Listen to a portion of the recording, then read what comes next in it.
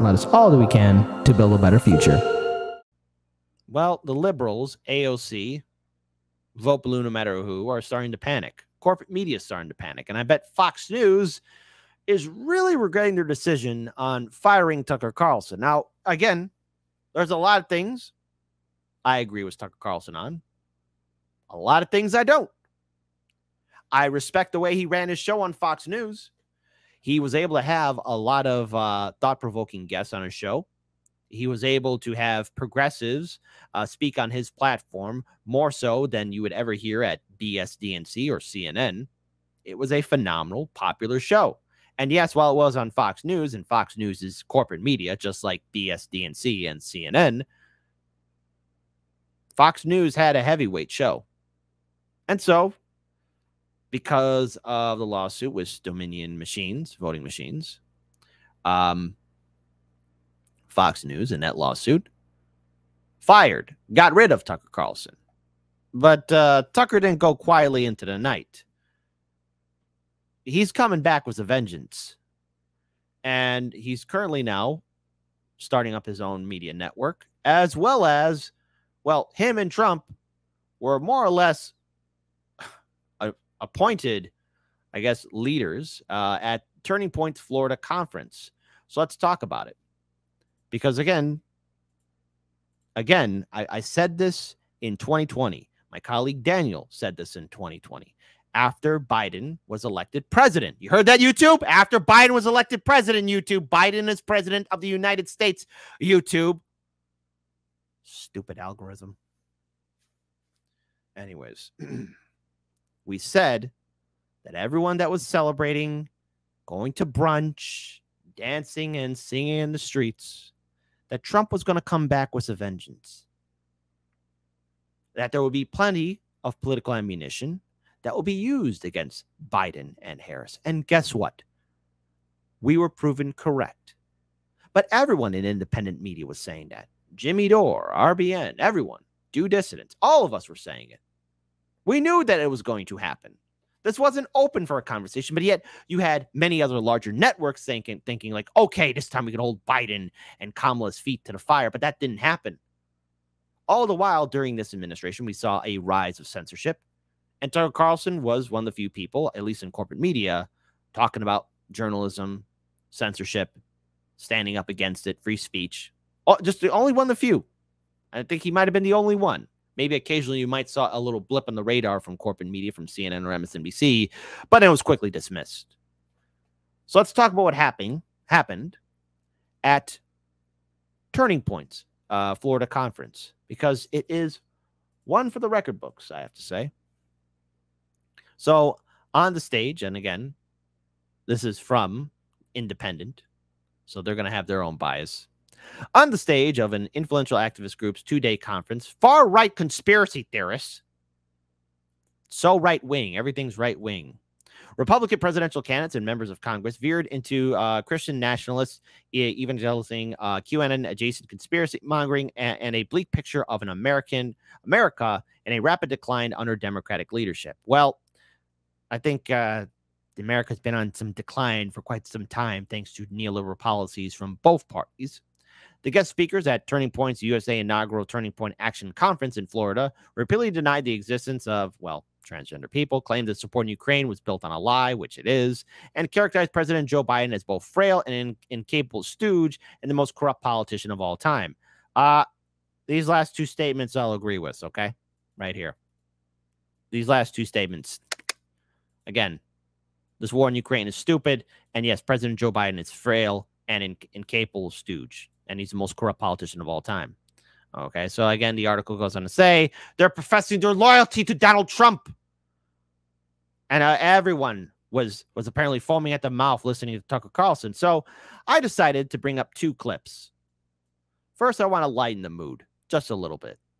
Because, again, I have to wonder if Tucker might have been taking some notes from Jimmy Dore, from Chicago's very own. Because they bring up the booger sugar that was found in the White House.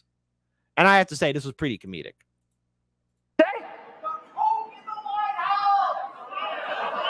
I don't know what? You know what? The thing about that story is just a mystery to me.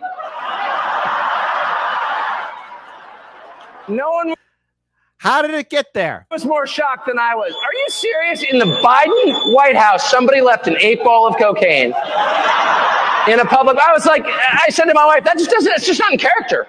You know? I just don't believe it. It's clearly a setup. I went right back to Marion Barry and I was like, somebody set you up. I'm serious. It was, you know what I mean? It was like, I'll stop with it. I'm willing to bet maybe Tucker might have texted Jimmy like, hey, look, I'm going to be on stage. The booger sugar question might be brought up. Can I borrow a joke? Okay. That's just probably not true, but you know, he has to be taking classes or taking notes from Jimmy Dore. Come on. That was my favorite story of all time. Because it just explains all the behavior. It really does. I mean, I worked in the media business for my whole life, so I know what the behavior looks like. But it's like crazed and grandiose. I've got a plan. You're not going to believe it. Okay, just a side note here, because I'm going to rewind it just a little bit. In the media business and show business, there's a lot of people struggling with addiction. You know the signs. I've known people who have struggled with addiction too. They got their nervous twicks, their twitches, sweaty, nervous all the time. It's very hard to watch, but yeah, it's very much true, especially in show business. If I ever get Tucker Carlson on the show, I would like to ask him more about it. Like, hey, how crazy is it? He's gonna be like, it's crazy, kid. So crazy your head will spin. It's unbelievable. It's going to totally work. What we're going to do is we're going to totally rearrange the behavior. It really does. I mean, I worked in the media business for my whole life, so I know what the behavior looks like.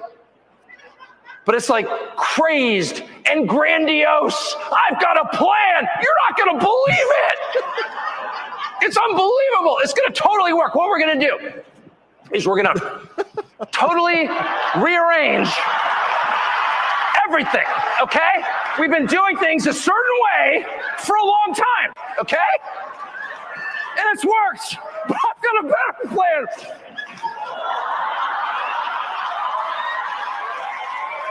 And that's their entire approach. You know, he's not lying. I've seen that before. Somebody say, I got this huge plan, man. Man, it's gonna be great. And you think I'm exaggerating? I'm not. I've seen it before. It's not easy to look at. Not easy to look at all. But I do want to pull up something serious here, though. And the war in Ukraine is brought up. Now, I would never think I would see the day where the Democratic Party is outshined by conservatives in regards to talking about how ridiculous and wasteful this war is. Now, again, you could see the full link to this video. It's in the show notes in the description box below for our live stream. But I think it's imperative that we understand why this war is a waste and really how brainwashed a lot of Americans are, including conservatives, for their support for the war in Ukraine. All right? And I mean, like, again, conservatives who are more associated with the neoliberal establishment. So let's play it. But yesterday, I sat and watched. I kept my temper the entire time because it's not up to me who the Republican nominee is at all. I'm just an unemployed talk show host, so I thought I'm going to try to keep myself out of it. But I raised the question, it was a completely fair question. There are clergy in Ukraine who are being thrown in prison. Convents raided, nuns kicked out, priests handcuffed, thrown in jail. So, I mean, on one level, you think, well, it's not my country. You know, they do all kinds of barbaric things around the world. You can't be upset about all of them. Much more interested in what's happening in El Paso than I am in Kiev. On the other hand, if I'm paying for it, and if I'm sitting here listening to moral lectures about how I have to pay for it or else I'm a tool of Putin, think it's fair to ask, like, what is that? Throwing priests in jail? And so I asked a self-appointed Christian leader about that. And I said, what do you think, as someone who's spent his life advocating for religious freedom, about raiding nunneries and throwing priests in jail? And he said with a straight face, well, they had the wrong views. Okay, I'm sorry, I didn't realize what the boundaries were. So you have religious freedom or freedom of speech or freedom of assembly as long as you stay within the lines. But if you express an unapproved view, then you go to jail. But that's freedom, isn't it? You do exactly what I tell you to do, or else I imprison you. Is that the freedom that you recognize? No, that's insane. And so that irritated me. And I said, well, but don't you think as a Christian leader, you should say something when Christian clergy are imprisoned for their views? No. And how dare you say that? And this person was joined by a chorus of people on the right. Yeah, shut up. Shut up. National Review wrote a piece this morning. Shut up. It's bigoted to notice that Christian clergy are being imprisoned in Ukraine. And my view would be, maybe you care, maybe you don't. But if you're a Christian leader and Christians are going to jail for their views, you are required to say something. And if you don't, you're not much of a Christian leader. And by the way, the person I was speaking to is a person, I think, of real faith and of decency. Like, I would let him babysit my kids. Not for long, but for dinner. I mean, I don't think he's like an evil person. He's not a secret serial killer on Long Island or something that I know of. But he, with a straight face, told me this. And he said, but what Ukraine really needs, and I say this as a Christian leader, is more cluster bombs. I wanted to play that in its full entirety because, again, would be pointless to be interrupting every single second upon the minute. Now, you may not like the analogies that Tucker Carlson is bringing up here, but when you hear people, reasonable people, probably good people, maybe, I'm generous with that term, start saying the only way we can end this war is more violence, more fighting, more cluster bombs, more destruction, more mayhem, murder, rip and tear. Do you realize you're pouring gasoline on the fire? Now, I get it where liberals are saying, oh my goodness, Tucker Carlson is causing more problems. See, the problem isn't Tucker Carlson. The problem isn't Trump. The problem is the political infrastructure that we have created in this country. And unfortunately, we, the American citizens, do bear some responsibility. Hear me out on this one. The only reason why it's existing is because of our silent, obedient consent and how successful corporate media has been in brainwashing us into believing that this is acceptable. The only way for peace is more violence. The only way to have negotiations is more bombs, more tanks, more artillery, more machine guns. The only way there could be a better future is if the entire land is made bare, desolate, inhospitable. This war, the longer it goes on, will escalate. It's a powder keg waiting to explode. And when it does, there's no putting together that powder keg back together again. It's not going to happen. And the consequences and repercussions will last long after we are gone.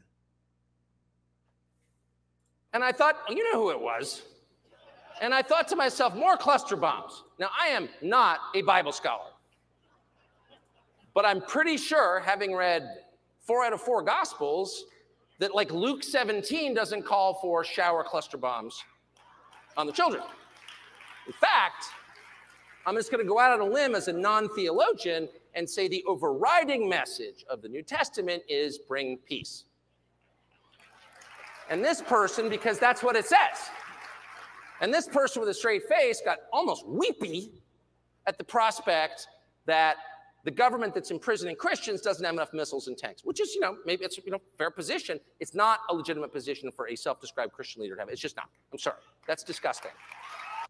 And unfortunately, there are people who are part of the neoliberal establishment who, yes, are conservative, who agree with the Biden administration's policy of more wars, more bombs, more destruction.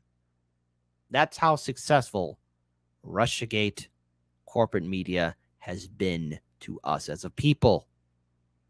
So when I say on the show, we got to dismantle corporate media, it needs to happen.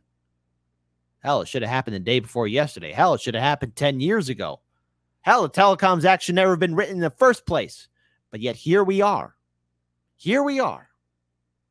I want to pull up another significant event, too, that took place.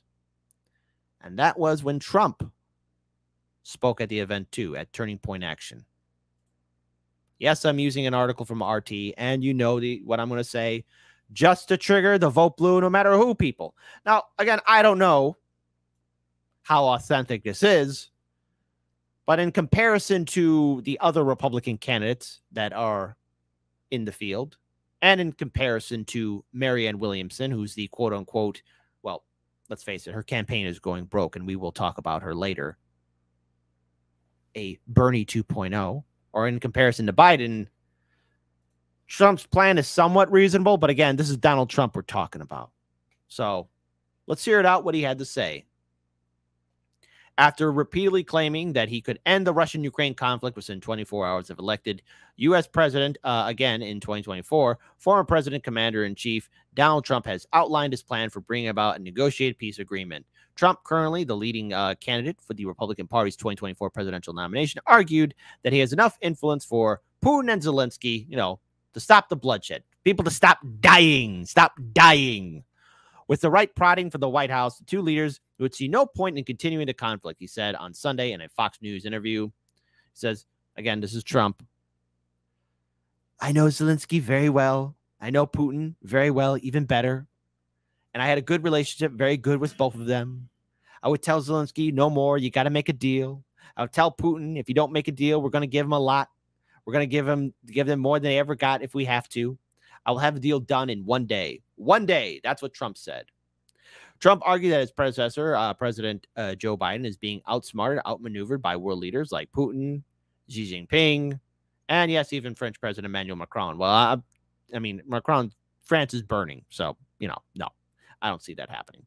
These people are sharp, tough, generally vicious. They're vicious, and they're at the top of their game. We have a man who has no clue what's happening. It's the most dangerous time in the history of our country, which, again, he's not wrong.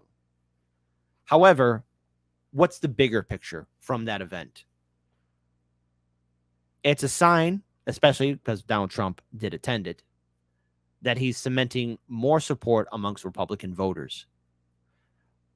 All these candidates that are running in the Republican primary are going to learn a very harsh lesson in regards to dealing with Donald Trump. If they didn't remember the shellacking their predecessors got in the 2016 Republican primary, they're not ready.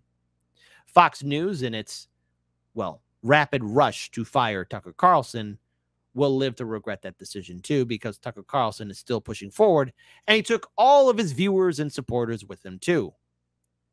This election cycle will intensify. All these legal issues that are following Trump will probably dissipate and disappear. And two things will happen. Either Trump's campaign ends, or what will probably trigger a lot of the vote blue no matter who people who watch this video, he survives it and becomes stronger than before.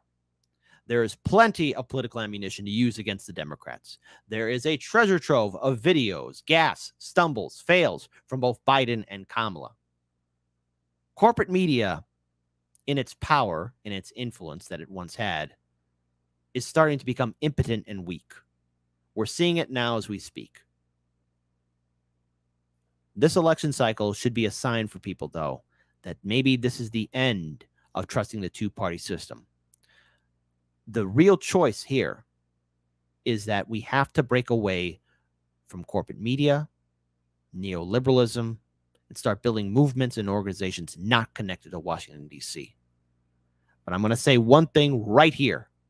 I will not underestimate people like Tucker Carlson, and I will not underestimate people like Donald Trump. Look at that event rally. Look at the enthusiasm there, and compare that to the Biden-Harris administration. Vote blue no matter who. You chose your horse. Bernie, you chose to cuck out. Was it worth it? Because I'm going to sit here on my show and laugh at the vote blue no matter who people crying, as I should, and as should all of you.